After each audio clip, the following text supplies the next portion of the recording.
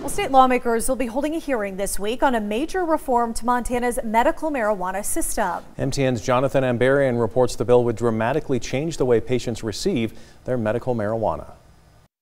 2 years after the Montana Legislature passed a bill to overhaul the state's medical marijuana laws, Democratic Senator Tom Jacobson of Great Falls says more changes are needed. I mean, this is all brand new to Montana. We've not really done things to this extent in the past. We knew there would be some changes that would have to come about. Jacobson is sponsoring Senate Bill 265. It would make a number of changes, including increasing the tax on medical marijuana providers from 2% to 4%.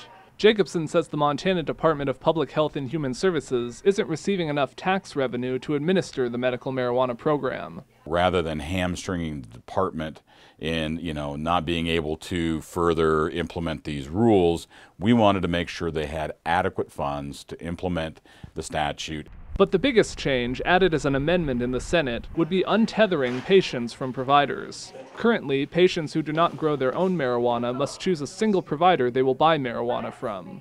Being tied to one provider, though it creates some ease in monitoring, it creates difficulties on the patient's part when they need to get their medical marijuana.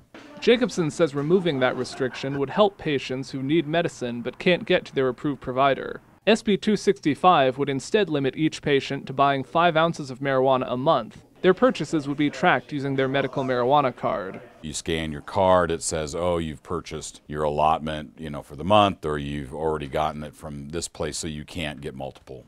DPHHS leaders say they're already working to determine what steps they would need to take to implement untethering by July 2020 if the bill passes.